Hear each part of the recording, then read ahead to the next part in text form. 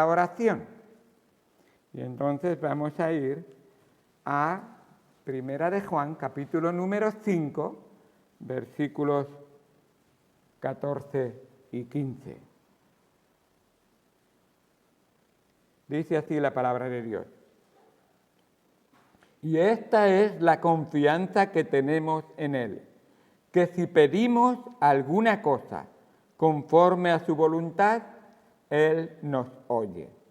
Y si sabemos que Él nos oye en cualquiera cosa que pidamos, sabemos que tenemos las peticiones que le hayamos hecho. El Señor añada su bendición a la lectura de su palabra, pero quisiera, antes de orar, dejaros con unas preguntas en la mente, de acuerdo con lo que hemos leído. ¿Cómo puedo saber si Dios oye cuando oro? Si Dios me oye cuando oro. ¿Cómo puedo saber si Dios contestará mi petición? Y una pregunta más. ¿Cómo puedo saber si estoy orando de acuerdo a la voluntad de Dios? Vamos al Señor en oración y en un momento estaremos viendo lo que el apóstol Juan dice y la palabra de Dios nos enseña. Oremos. Amado Padre, Dios Santo, gracias por tu palabra. Gracias, Señor, porque ella ha sido inspirada por el Espíritu Santo y toda ella es palabra de Dios. Señor, gracias porque no es una palabra inaccesible e incomprensible para cualquier ser humano. Todos comprendemos y está bien claro que la verdad se presenta clara y nítidamente. La realidad es que cada hombre, cada persona hemos vivido en la carne un engaño hacia nosotros mismos, hacia el mundo que nos rodea y en definitiva a ti mismo. Te hemos tratado de engañar. Sabemos que no hay hombre ni mujer que pueda engañar a Dios, así que Dios mismo nos dice, no nos engañemos, Dios no puede ser burlado, pues todo lo que el hombre sembrare, eso mismo segará. Tu palabra es verdad, tu palabra nos muestra la realidad, incluso en la que estamos viviendo, pero tu palabra nos muestra una realidad mucho más grande y eterna, que es la que espera en la vida venidera. Por eso tu Hijo Jesucristo vino a reparar lo que el hombre había roto, realmente a transformar a la humanidad, a hacerles nuevas criaturas, porque esa vieja criatura no tenía posibilidad de entrar ni de llegar a la presencia de Dios. Pero el Hijo Jesucristo, el que estaba en la presencia de Dios, dejó su trono de gloria en el cielo, tomó un cuerpo de carne y sangre como el nuestro y vivió una vida conforme a la palabra de Dios, para mostrarnos que el hombre en Cristo es capaz de vivir para la honra y gloria de Dios. Y por si fuera poco, si falláramos, Jesucristo, el abogado, el justo, Él iba a ser nuestro sustituto y lo fue para pagar la deuda de nuestros pecados. Ahora, Señor, queremos que a través de tu palabra tú nos enseñes todas estas verdades que necesitamos para nuestro vivir cotidiano como hijos de Dios. Bendice a cada alma aquí presente y usa, Señor, tu mensaje para tu honra y gloria. En el nombre de Cristo Jesús te damos gracias por todo. Amén. Amén. Muy bien, pues como hemos comenzado con estas preguntas, simplemente añadir y dejar claro que el Señor Jesucristo, vemos que Él siempre relacionaba la respuesta a la oración con una vida de obediencia a la palabra de Dios. O sea, hay una relación muy estrecha entre la respuesta a la oración y la vida que vive ese que hace la oración. Para él es muy importante. Si queremos que nuestro Padre nos oiga, tenemos que ser, pues ya mismo el Señor Jesucristo ahí en Mateo, en el Sermón del Monte, nos dice que tenemos que ser humildes, tenemos que confiar en el Señor, tenemos que tener un corazón que perdona a los deudores. Tenemos que tener un corazón que pide perdón también a los que ha ofendido. Tenemos que andar permaneciendo y guardando la palabra del Señor, amándole a Él sobre todas las cosas y amando a nuestro prójimo como Él nos amó a nosotros mismos. Así, la palabra del Señor nos da una serie de autoexámenes para que cada uno mire cómo está su vida. Porque cuando vives de acuerdo a la voluntad de Dios, puedes discernir espiritualmente qué pedir. Y si una persona no está andando en los caminos del Señor, muchas veces, como dice Santiago, no sabe cómo pedir y cuando pide, pide mal porque pide para sus propios deleites. Y no realmente la carne no sabe pedir lo que glorifica a Dios y lo que le es bueno para el espíritu. Muchas veces. Así que una vida entregada al Señor y moldeada por la voluntad de Dios, claro que sabrá cómo orar. Nos dice Santiago que la oración eficaz del justo puede mucho. Claro, lo está llamando justo. Tiene, en primer lugar, una obra de Dios en su corazón hecha por Jesucristo que le ha justificado, pero está andando en esa obra que ha recibido por gracia y está caminando justamente. Así que su oración tiene mucho poder. Otra versión más literal dice, una petición eficaz de un justo tiene mucha fuerza. Esa es una traducción literal. Francisco Lacueva es un traductor de la palabra de Dios y ha hecho una versión literal. Y así lo dice él. Una petición eficaz de un justo tiene mucha fuerza. Desde luego, el que tiene toda la fuerza es Dios, por supuesto. Pero es así como nosotros podemos vivir en la fuerza de Dios, porque todo lo podemos en Cristo, que nos fortalece. Y incluso en la oración necesitamos la fuerza del Señor, por supuesto.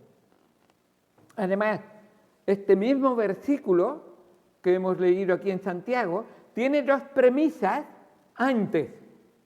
Dice, confesaos vuestros pecados y orad los unos por los otros.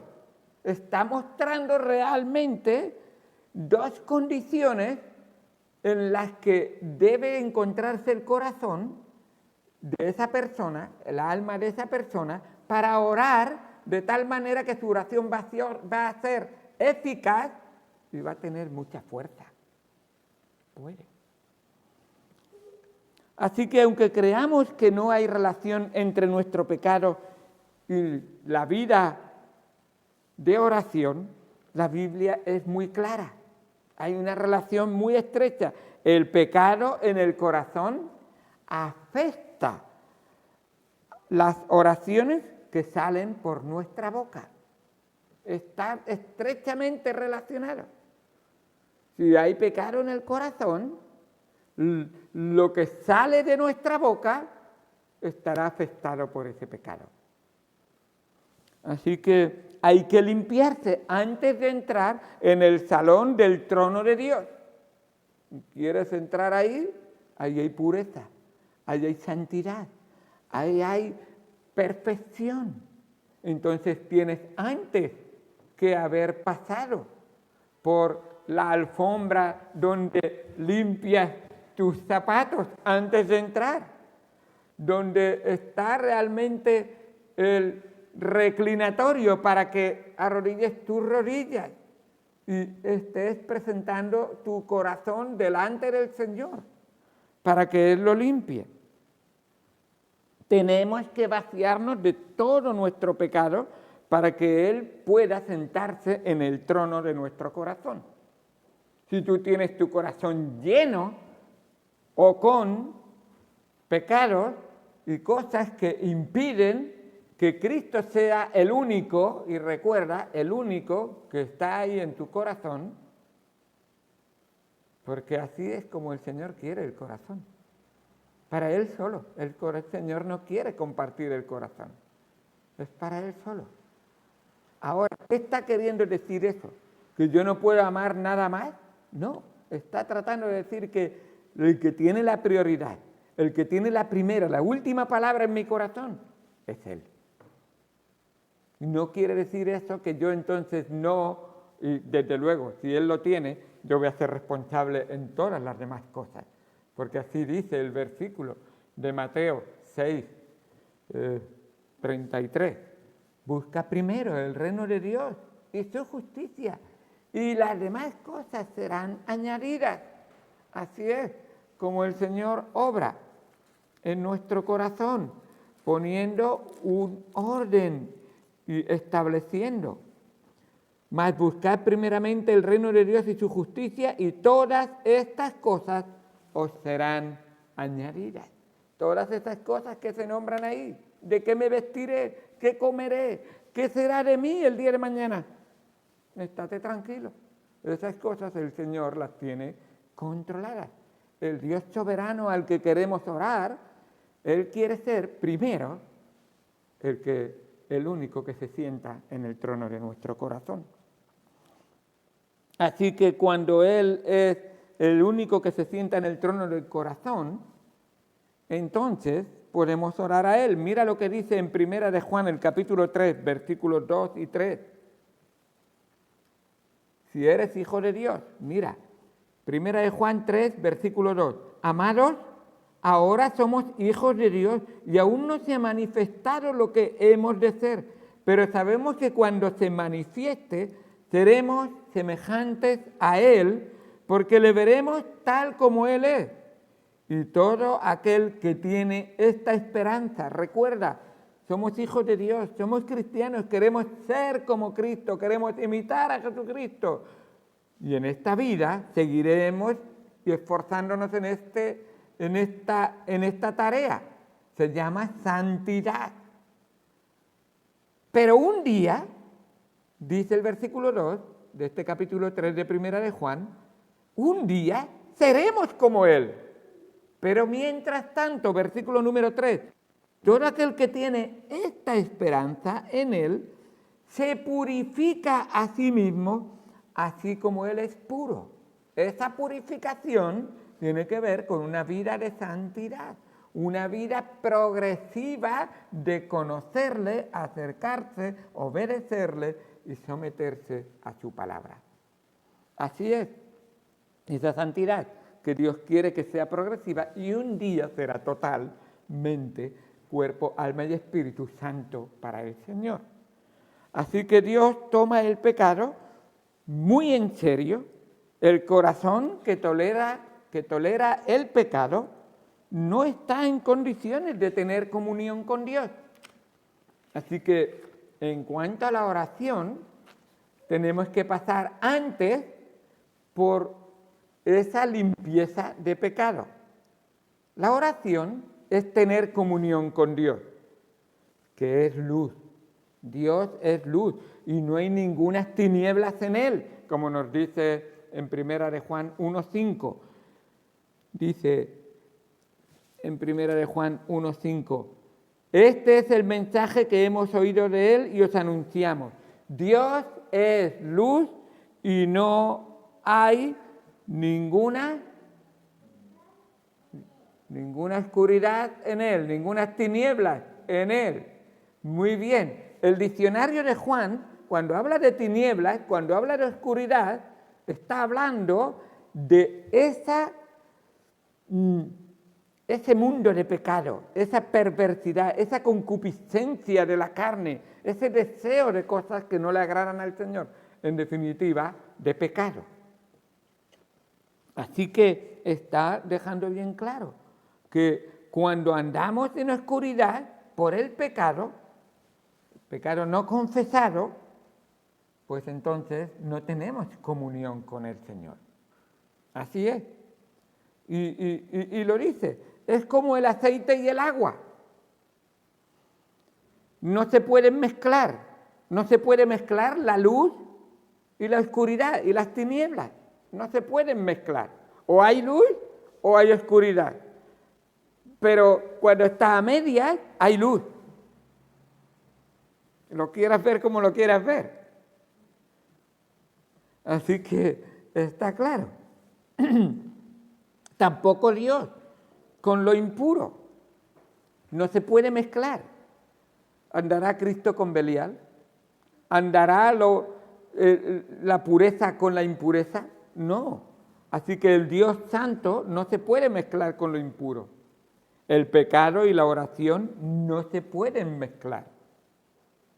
Y aquí tenemos una situación muy seria. Sabemos que somos pecadores. Entonces, si con pecado no puedo orar, entonces, ¿qué voy a hacer? Entonces, nunca vamos a poder orar porque yo he pecado y el pecado me ha contaminado. Claro que sí que podemos orar, gracias al sacrificio de nuestro Señor Jesucristo. Gracias a la sangre de Jesucristo que nos limpia de todo pecado. Mirar en 1 de Juan 1, versículo número 7. Dice ahí, pero si andamos en luz, como Él está en luz, tenemos comunión unos con otros. Y la sangre de Jesucristo, su Hijo, nos limpia de todo pecado. ¡Qué bendición tan grande! Mira el capítulo 2, versículo número 1. Hijitos míos, estas cosas os escribo para que no pequéis. Y si alguno hubiere pecado, el apóstol Juan dice, soy de carne y hueso, ya lo sé. Pecáis alguna vez, pero no debe ser vuestro hábito ni vuestra práctica. Será algo que se os ha escapado. No queréis pecar. El que practica el pecado no es de él, nos dice la palabra de Dios. No puedes vivir practicando el pecado. Ningún pecado. Tú puedes decir, yo tengo 99% de pecados que no cometo, pero hay uno que cometo siempre y lo justifico y no hay manera de que lo vaya a dejar. El Señor dice, el que practica el pecado, aunque sea uno, no es de él. Tu vida debe estar consagrada a Él. Pero si hubiera un pecado, el Señor dice, confiésalo.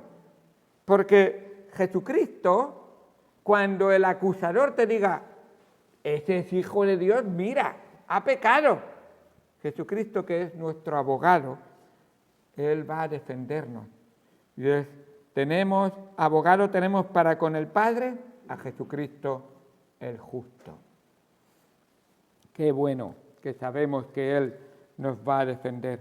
Y en el capítulo 4, versículo número 10, dice, en esto consiste el amor, no en que nosotros hayamos amado a Dios, sino en que Él nos amó a nosotros y envió a su Hijo escucha esta palabra, propiciación por nuestros pecados. ¿Sabes lo que hace la propiciación? Cubre. Y cuando se te ve a ti, la sangre de Jesucristo te cubre, y cuando Dios Padre te ve a ti, no ve a Ana María, no ve a José, no ve a Matías, ve a Jesucristo. Y ahí podemos tener acceso al trono de Dios en Jesucristo. ¡Qué bendición tan grande! Y aunque la salvación es una vez y para siempre, la santificación requiere de esa limpieza diaria y continua. Que nadie piense yo ya llegué, porque hay alguna religión por ahí que cree que en una santidad total. Yo ya he llegado a un nivel de santidad de que ya no tengo ningún pecado y ya no cometo ningún pecado. E incluso escuché a algunos, influenciados por estos gnósticos precisamente que estaban acosando a la iglesia supongo que es de Éfeso, a donde fue escrita esta carta. Algunos decían, no, el alma una vez salva ya nunca peca, es la carne la que peca.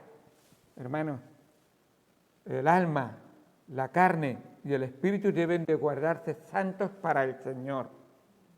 Y tenemos que vivir santos para el Señor. Esa es la voluntad de Dios.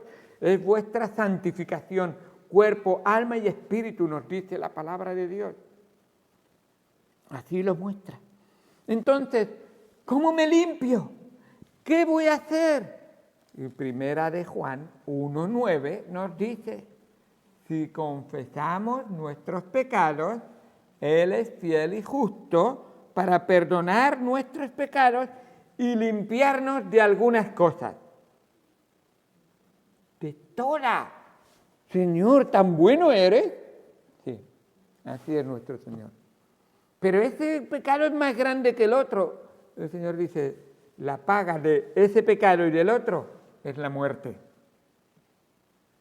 Ah, pero ese es más grande que este.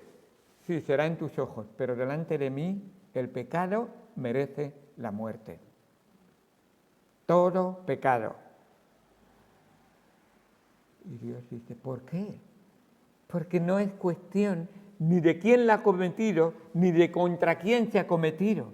Es cuestión del Dios que se ha ofendido y la terrible ofensa que es que contra el Dios que cometimos ese pecado provocó que enviara a su Hijo para que Él muriera en la cruz. ¿Te parece poco? Terrible consecuencia de mi pecado. Que el Hijo de Dios puro y sin mancha tuvo que dejar su estado de perfección y sin dejar de ser perfecto, tomar un cuerpo como el tuyo y como el mío y vivir una vida perfecta y pagar por los imperfectos, como soy yo y como somos cada uno de nosotros. El justo por los injustos. Así es el amor de nuestro Señor, como nos dice la palabra de Dios. Sí, al Hijo de Dios, salvo por gracia, Dios lo ve justo, pero esta justicia tiene que vivirse cada día. Es lo que Dios quiere para que haya esa comunión. Un alma desobediente tiene poco en común con su Creador. Mira lo que dice el segundo capítulo de Primera de Juan, versículo número 4. 2, versículo 4. Dice, si decimos, el que dice, yo le conozco, y no guarda sus mandamientos. 2:4. Si decimos, yo le conozco, y no guarda sus mandamientos, el tal es mentiroso, y la verdad no está en él.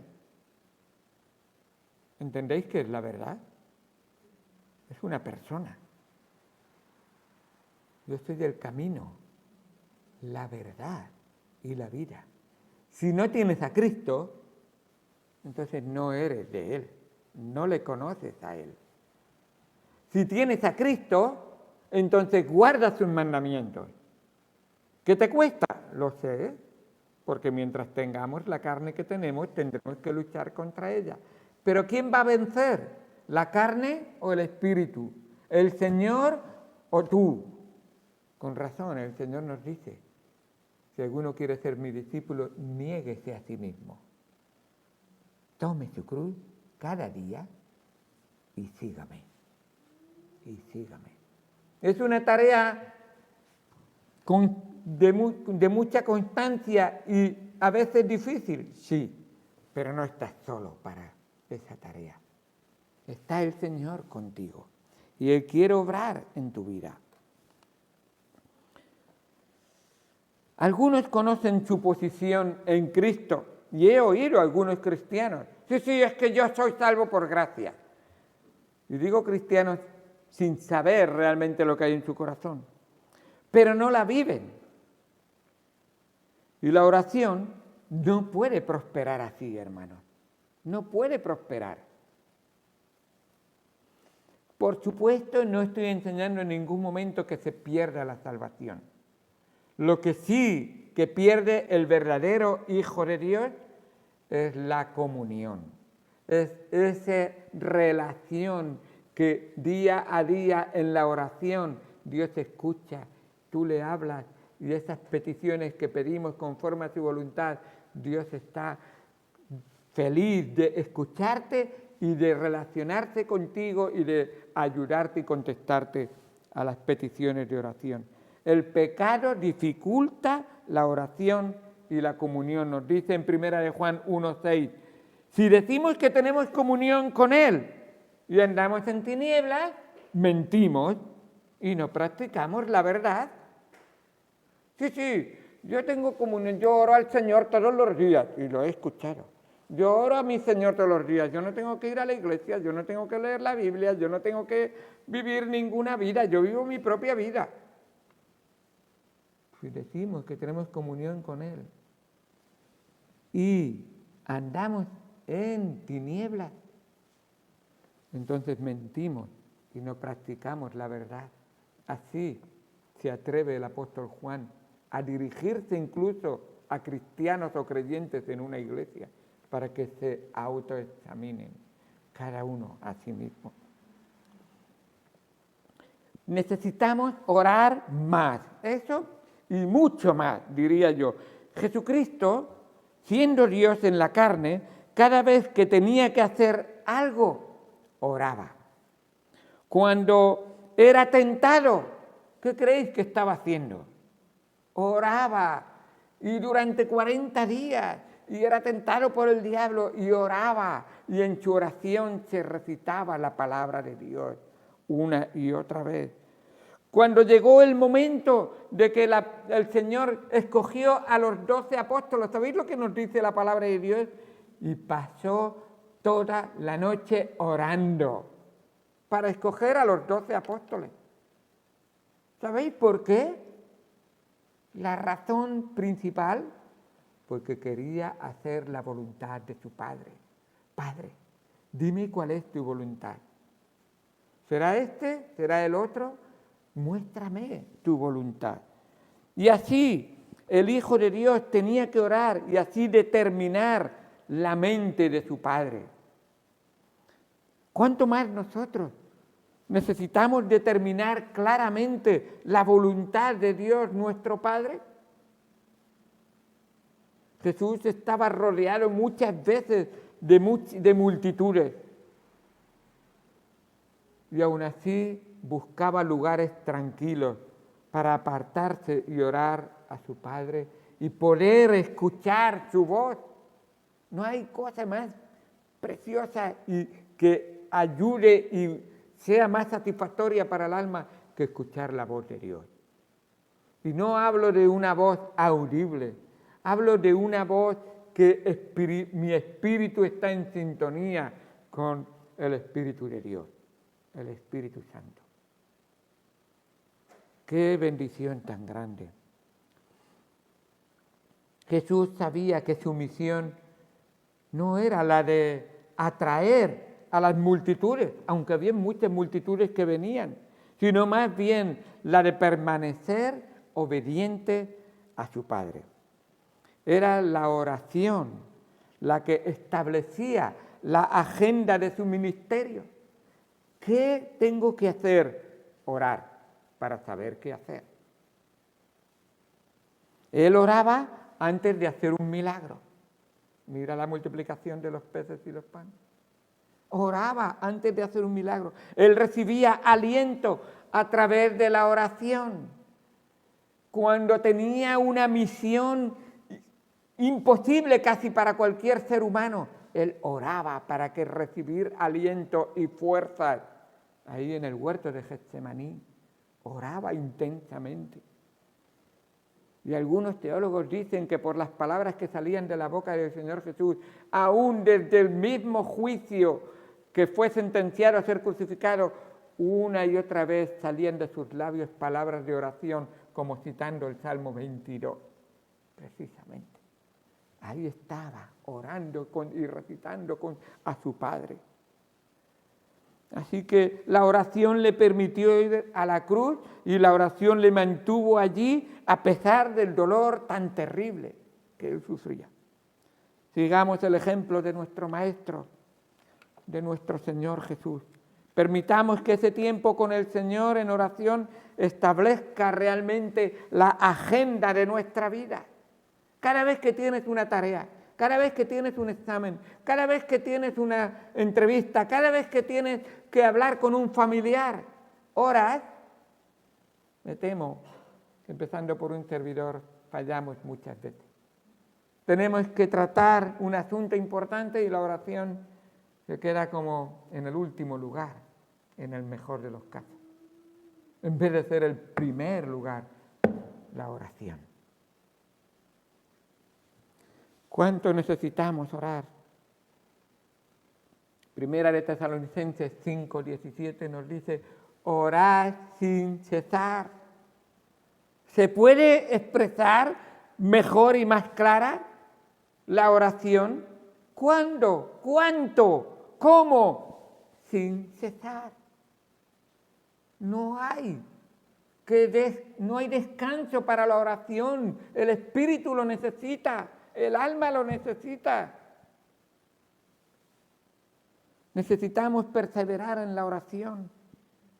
Orar y no desmayar. Orar y no os desalentéis.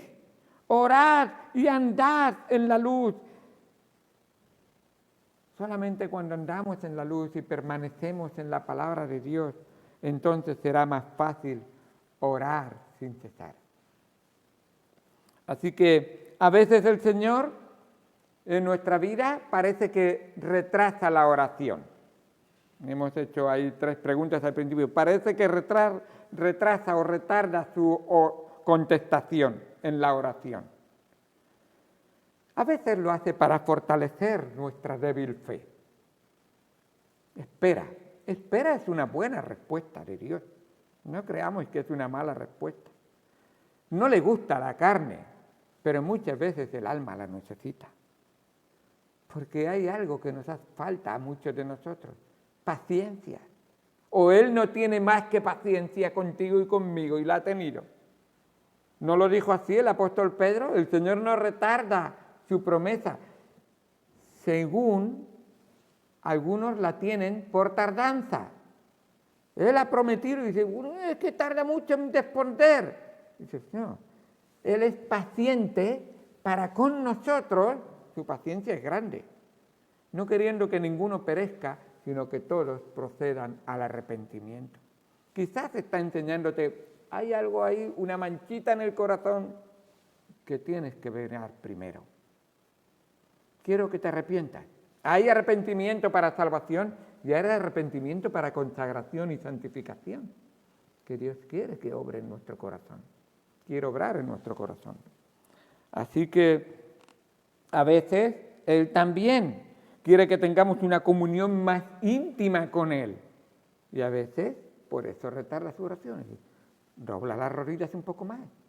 No pienses que Señor, Señor, amén. Te damos gracias por el alimento, amén. Te doy gracias por el sueño, amén. Pues si hablamos así con nuestros seres queridos, pues me parece que diría, yo creo que ni me conoces ni te conozco, cómo me hablas. Desde luego Dios siempre nos conoce. Preguntémosle a Dios si nuestra oración está de acuerdo con su voluntad y con su palabra cuando no vemos respuesta.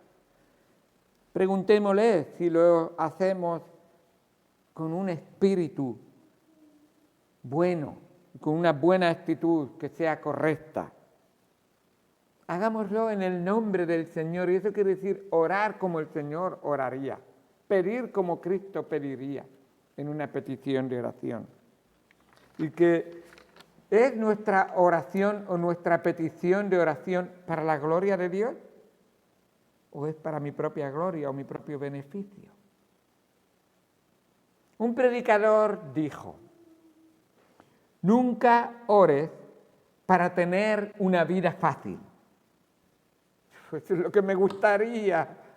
No, nunca ores para tener una vida fácil. Ora más bien para ser una persona fuerte. Es lo que necesitamos en nuestra vida. No ores para tener tareas equivalentes a tu poder. Ora más bien para tener poder equivalente a tus tareas. Recuerda que el poder es de Dios. Hermanos, Si caminas cerca de Jesús en el día de hoy, estarás en el centro de su voluntad en el día de mañana. La oración y esa comunión deben de tener como objetivo estar en el centro de la voluntad de Dios, de lo que Él quiere para mi vida y de lo que yo le pido y espero de Él a través de mi oración. Que el Señor nos bendiga, que cada uno se autoexamine a sí mismo, pero recuerda, Él te ha creado y te ha salvado para tener una comunión estrecha en la que hay una relación que se corresponde. Él nos habla a través de su palabra, nosotros le hablamos a Él conforme a su voluntad a través de la oración. Vamos al Señor en oración. Amado Señor, Dios